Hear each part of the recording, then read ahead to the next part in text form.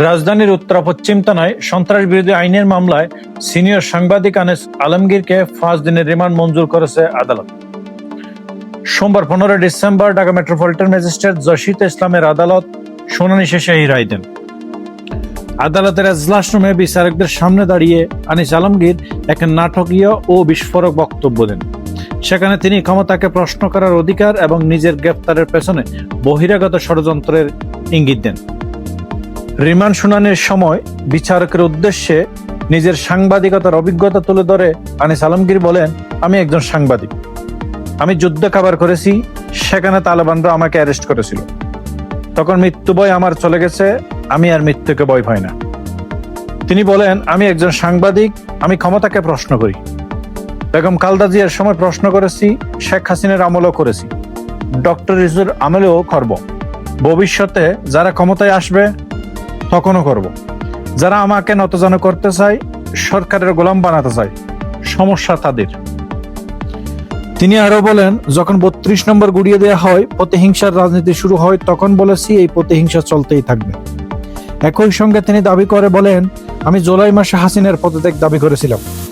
মামলার অন্য আসামিদের প্রসঙ্গে আনিস আলমগীর বলেন, অভিনেত্রী মেহরুন আফরোজ শাওন ছাড়া পাখিদের সঙ্গে তার কখনোই দেখা হয়নি। শাওনের সঙ্গেও বেশ কিছু বছর আগে এক সাংস্কৃতিক অনুষ্ঠানে তার দেখা হয়েছিল বলে তিনি জানান। এক পর্যায়ে আনিস আলমগীর বলেন, ডক্টর ইউনূস যদি সারা বাংলাদেশকে কারাগার বানাতে চান তিনি বানাতে পারেন।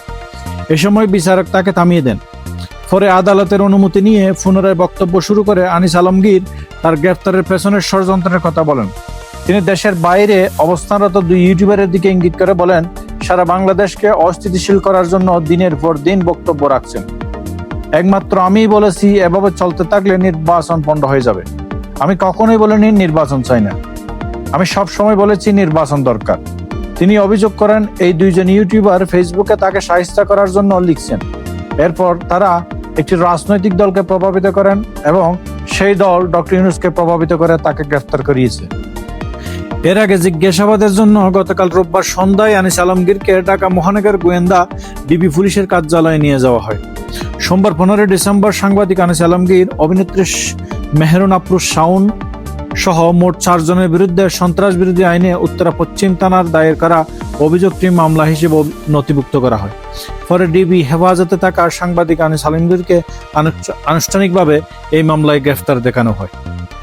প্রিয় দর্শক, সাংবাদিক আনিস আলমগীরকে গ্রেফতারের মাধ্যমে দেশে মত প্রকাশ বা ভিন্ন মত প্রকাশের স্বাধীনতা কতটুকু আছে বলে আপনি মনে করেন? কমেন্ট করে জানাবেন। সেই সাথে পরবর্তী ভিডিও পেতে আমাদের চ্যানেলটি সাবস্ক্রাইব করে পাশে থাকুন। ধন্যবাদ সবাইকে।